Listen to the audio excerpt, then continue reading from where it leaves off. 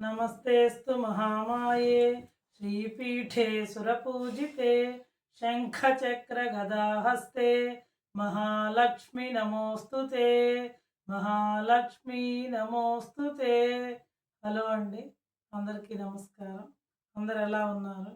మనం ఒక మాసం అది పూర్తవుతూ ఉంటుంది, వస్తూ ఉంటాయి, కొత్త మళ్ళా మాసాలు వస్తూ ఉంటాయి. దాంట్లో భాగంగానే ఆషాఢ మాసం పూర్తయిపోయింది. ఆషాఢ మాసం తర్వాత వచ్చేటువంటి మాసం ఏంటంటే మనకందరికీ కూడా, అందులో స్త్రీలకి మహిళలకి చాలా ఇష్టమైనటువంటిది, శుభప్రదమైనటువంటిది, ఆనందకరమైనటువంటి మాసం ఏంటి అంటే ఈ శ్రావణ మాసం అనమాట. శ్రావణ మాసము అనేటువంటి పేరు ఎందుకు వచ్చింది అనేది ఫస్ట్ మనం తెలుసుకున్నాం. మనం ప్రతి మాసాన్ని గురించి కూడా చెప్పుకున్నప్పుడు నేను చెప్తూనే ఉన్నాను మీకు. పౌర్ణమి ఏ నక్షత్రంతో కూడుంటే ఆ నెలకి ఆ మాసంగా పిలువబడుతుంది అనమాట. అదేవిధంగా ఈ శ్రావణ మాసానికి కూడా శ్రవణ నక్షత్రంతో కూడిన పౌర్ణమి ఉంది కాబట్టి దీనికి శ్రావణ మాసము అని పేరు అనమాట. శ్రవణ నక్షత్రం అంటే ఎవరి నక్షత్రం? వెంకటేశ్వర స్వామి యొక్క జన్మ నక్షత్రం, అంటే విష్ణుమూర్తికి సంబంధించినటువంటి నక్షత్రం.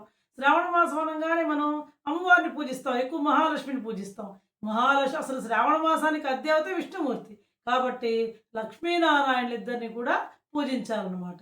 అయితే ఇది శ్రావణ మాసానికి ఆ పేరు ఎందుకు వచ్చిందంటే పౌర్ణమి శ్రవణ నక్షత్రంతో కూడి వచ్చింది కాబట్టి దీనికి శ్రావణ మాసం అనే పేరు. అయితే ఈ శ్రావణ మాసం ఎప్పటి నుంచి ఎప్పటి వరకు అంటే ఆగస్టు 13వ తేదీ గురువారం నుంచి సెప్టెంబర్ 11 శుక్రవారం అమావాస్య రోజు అంతవరకు కూడా, అంటే ఆగస్టు 13 నుంచి సెప్టెంబర్ 11వ తేదీ వరకు శ్రావణ మాసం అనమాట. ఈ శ్రావణ మాసంలోనే శ్రవణం అంటే ఏం చేయాలి మనం? ఎక్కువగా మంచి మాటలు, మంచి కథలు, మంచిగా అన్నీ మంచిగా వినాలన్నమాట. దాంట్లోనే ఉన్నాయి కదా మనకి శ్రావణ మాసం పరమ పవిత్రమైనటువంటి మాసం కాబట్టి ఎక్కువగా చూడండి, శ్రావణ మాసం అనగానే కొత్తగా పెళ్ళైనటువంటి అమ్మాయిలు మంగళగౌరి నోము, మంగళవారాలు చాలా శ్రేష్టం. మంగళగౌరి నోములు నోచుకుంటారు. అదేవిధంగా రెండవ శుక్రవారం వరలక్ష్మి వ్రతము. అన్ని శుక్రవారాలు కూడా చక్కగా మహిళలందరూ కూడా చక్కగా అమ్మవారిని పూజ చేసుకుంటూ ఉంటారు. కాబట్టి మంగళవారం నోములు గౌరీదేవిని పూజిస్తారు, శుక్రవారం రోజు అమ్మవారిని పూజిస్తారు. అదేవిధంగా శనివారం రోజున ఎక్కువగా శ్రావణ శనివారాలు అని చెప్పి వెంకటేశ్వర స్వామిని ఎక్కువగా పూజిస్తూ ఉంటారు, పిండి దీపారాధన చేసుకోవడం అలా చేస్తుంటారు. అదేవిధంగా శ్రావణ సోమవారాలు కూడా చాలా పవిత్రమైనటువంటివి అనమాట. ఎక్కువగా ఆ పరమశివుణ్ణి అభిషేకాలు విశేషంగా పూజించడం జరుగుతుంది శ్రావణ మాసంలో వచ్చేటువంటి అన్ని సోమవారాలు కూడా. ఇప్పుడు చూడండి, శ్రావణ మాసం సకల దేవత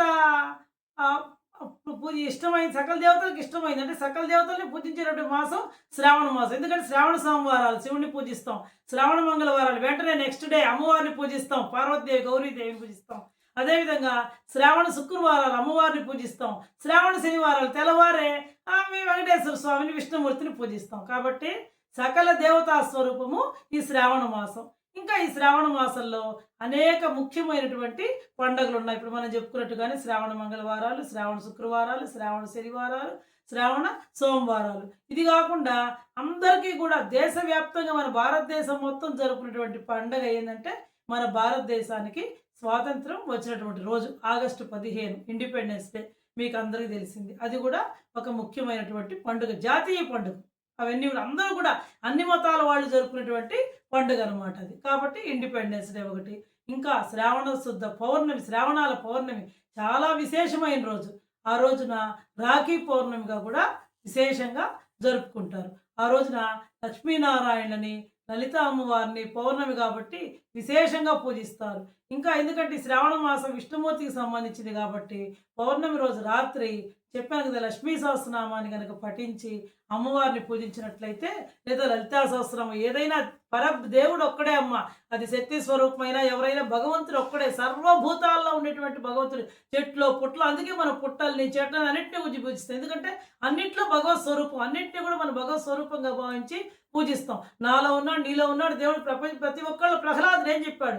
ఇందుగలడు అందుగలడని లేడని సందేహం వలదు చక్రి సర్వోపగతుడు అని చెప్పి, కానీ పరమాత్మ ప్రతి ఒక్కళ్ళు ఉన్నారు. కాబట్టి మనం ఏం చేయాలి? ఎవరినైనా అన్నాం అనుకోండి, బాధ పెట్టామనుకోండి, మనం వాళ్ళలో ఉంటే పరమాత్మని బాధ పెట్టినట్టే కదా, అంతర్లీనంగా ఉంటాడు. ఇప్పుడు పాలల్లో వెన్న కనపడుతుంది, మనకు పాలల్లో వెన్న కనపడదు. పరమాత్మ కూడా ఆ విధంగానే ప్రతి సకల చరాచర జగత్తులో అంతర్లీనంగా మన కంటికి కనిపించకుండా ఉంటాడు అనమాట. ఎప్పుడు కనిపిస్తాడు? భక్తి ద్వారా మాత్రమే మనం పరమాత్మని దర్శించుకోగలం, ఆడంబరాల ద్వారా మాత్రం కాదు. భక్తి ద్వారా మాత్రమే. ఇప్పుడు ఈరోజు నెల్లూరులో మాకు ఈ సామవేదం షణ్ముఖ శర్మ గారి ప్రవచనాలు జరుగుతున్నాయి. ఆయన కూడా చక్కగా హరిహర వైభవాన్ని గురించి చెప్పారు. అంటే శివుడు వేరు, విష్ణువు వేరు కాదు. ఇద్దరు కూడా ఒకళ్ళే. దాని గురించి 11వ తేదీ నుంచి 15వ తేదీ దాకా చక్కగా ప్రవచనాలు జరుగుతున్నాయన్నమాట. కాబట్టి ఆయన కూడా అదే చెప్పాడు. భక్తికి మాత్రమే భగవంతుడు లొంగుతాడు, ఆడంబరాలకి లొంగడు అని చెప్పేసి. ఇంకా మనకి రాఖీ పౌర్ణమి. ఆ రోజు అందరూ అన్నా చెల్లెలు, అక్క, తమ్ముడు చాలా చక్కగా అది కూడా ఒక మంచి సాంప్రదాయపు ఆచారం ఉందా లేదా అనేది పక్కన పెడితే ఒక మంచిదే. ఎందుకంటే వాళ్ళిద్దరు చక్కగా కలుసుకుంటారు ఆనందంగా. దానివల్ల తప్పేం లేదు. ఆ రకంగా అయినా సరే అక్కా తమ్ముడు గాని, అన్నా చెల్లెలు గాని కలుసుకుంటారు. కాబట్టి రాఖీ పౌర్ణమి ఆ విధంగా జరుపుకుంటాం. ఇంకా ఆ తర్వాత అత్యంత పరమ పవిత్రమైనటువంటి అసలు జగత్తుకంతటికి కూడా ఆనందాన్ని కలిగించేవాడు. అంత ఈ జగత్తంతా కృష్ణమయం, సర్వం కృష్ణమయం అయినటువంటి ఆ శ్రీకృష్ణ పరమాత్మ అర్ధరాత్రి శ్రావణ బహుళ అష్టమి రోజున ఆయన అర్ధరాత్రి జన్మించిన రోజు ఆయన యొక్క జన్మదినం కూడా ఎప్పుడు వస్తుంది అంటే ఈ శ్రావణ మాసంలోనే వస్తుంది. చూడండి ఎన్ని పర్వదినాలు ఉన్నాయో శ్రావణ మాసంలో. కేవలం అమ్మవారే కాదు, పరమాత్మ ఒక్కడే. అది గుర్తుపెట్టుకోవాలి మనం ఎప్పుడైనా సరే. దాన్నే వివిధ రూపాల్లో పిలుచుకుంటున్నాం మనం, అంతే. అంతకు మించి ఏం లేదు. ఇప్పుడు ఒక కూర ఉందండి, ఒక దోసకాయ ఉంది. దాన్ని పచ్చడి చేసుకోవచ్చు, పప్పు చేసుకోవచ్చు, కూర చేసుకోవచ్చు, ఇంకోటి చేసుకోవచ్చు. కానీ పదార్థం ఒకటే. కానీ దాన్ని మనం వివిధ రూపాలుగా మలుచుకుంటున్నాం. అదేవిధంగా పరమాత్మ కూడా ఒక్కడే.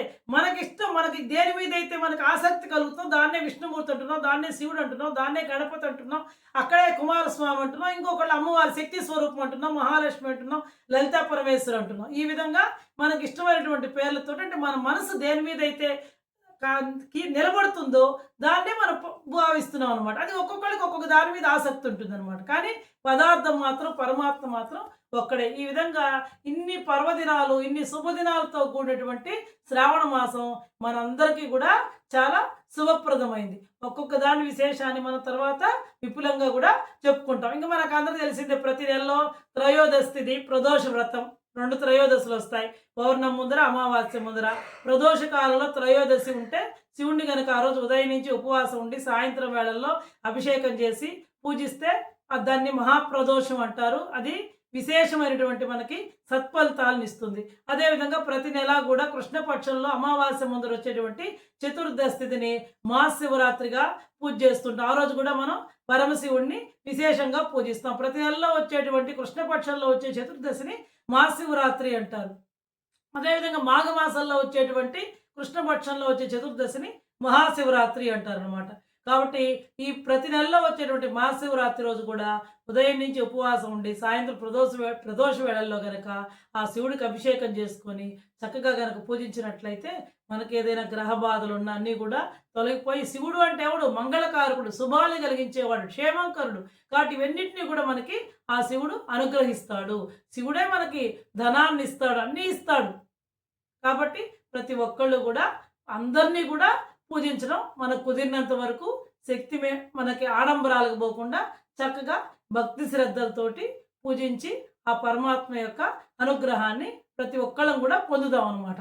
ఇంకా శ్రవణం అంటే మన మంగళగౌరి రోజున మంగళగౌరి వ్రత కథ వింటాం. అంటే వింటాం అనమాట. మనం నోయకపోయినా ఎవరైనా అదే వరలక్ష్మి వ్రతం రోజు వరలక్ష్మి కథ వ్రతం వింటాం. అదే కృష్ణ పరమాత్మ జన్మించిన రోజు ఆ కృష్ణ తత్వాన్ని, కృష్ణ భగవానుడి జన్మదినాన్ని గురించి భాగవతంలో చెప్పినటువంటి కథలన్నీ కూడా వినొచ్చు. ఎందుకంటే శ్రవణం, ఈ శ్రావణ మాసానికే శ్రవణం. కాబట్టి మంచి మంచి కథల్ని, మంచి మంచి మాటల్ని మనం విని మన జన్మను కూడా చరితార్థం చేసుకోవాలి. కాబట్టి మనం ఏం చేయాలి? ఎప్పుడు కూడా మనం ఇవే పాటించాలి. ఈ నెల రోజులనే కాదు, అబద్ధాలు చెప్పకూడదు, ఒకళ్ళ సొమ్ముకు ఆశపడకూడదు, ఎప్పుడు నిజాయితీగా ఉండాలి, ధర్మంగా ఉండాలి, న్యాయంగా ఉండాలి, అబద్ధాలు చెప్పకూడదు, ఊరకు ఒకళ్ళని అనవసరమైన మాటలతో దూషించకూడదు, ఇంట్లో కూడా ఎప్పుడు కుమ్ములాట్లు పోట్లాట్లు ఉండకూడదు, ప్రశాంత మనస్కులై నేను ఎంతసేపు పూజ చేశాను, ఎన్ని సహస్రనామాలు చదివాను అనేటువంటిది ప్రధానం కాదు. చిన్న ఒక మంత్రం చెప్పినా కూడా మనం భక్తి శ్రద్ధలతో మన మనస్సులో ఆ పరమాత్మ యొక్క పాదపద్మాన్ని నిలుపుకొని కనుక ఒక్క నిమిషం ధ్యానించినా సరే ఆయన మనల్ని ఖచ్చితంగా అనుగ్రహిస్తాడు. కాబట్టి ప్రతి ఒక్కళ్ళు కూడా మీకు కుదిరినంత వరకు ఆ కృష్ణ పరమాత్మ జీవిత చరిత్రనంతా కూడా ఈ శ్రావణ మాసంలో ఆయన యొక్క జన్మదినం సందర్భంగా శ్రావణ మాసం నుంచి మొదలుపెట్టి చక్కగా ఆయన జన్మదినానికి పూర్తయ్యేటట్టు చదువుకోవాల్సిందిగా కోరుకుంటూ, నాకు కూడా వీలైతే ఏదైనా ఆ కృష్ణాష్టమికి సంబంధించినటువంటి కొన్ని విశేషాలను కూడా మీకు తెలియజేస్తాను. ఎందుకంటే నాకు కూడా కృష్ణ పరమాత్మ అంటే భలే ప్రీతి అండి. ఎందుకో తెలియనటువంటి ఆనందం కలుగుతుంది. అందుకే కదా నేను నారాయణీయంలోకి, వాళ్ళు కూడా అదే అన్నారు. అందుకే భగవంతుడు పరమాత్మ మిమ్మల్ని నారాయణీయంలోకి లాక్కున్నాడేమో అని చెప్పేసి నాకు కూడా చాలా ప్రీతి అండి. ఎందుకంటే ఒక్కొక్కళ్ళకి ఒక్క దాని మీద ఆసక్తి. పదార్థం ఒకటే అమ్మవారైనా కావచ్చు, ఎవరైనా కావచ్చు. కానీ ఆ కృష్ణ పరమాత్మ అంటే మాత్రం నాకు మనస్సు విపరీతమైనటువంటి ఆనందంతో పులకరించిపోతుంది. కానీ ప్రతి ఒక్కళ్ళు కూడా ఈ శ్రావణ మాసంలో మంచి కథల్ని, మంచి మాటల్ని, మంచిగా ఉండడం, మంచిగా పూజ చేసుకోవడం, భక్తి శ్రద్ధలు కలిగి ఉండడం పాటిస్తారని ఆశిస్తూ సెలవు తీసుకుంటున్నానండి.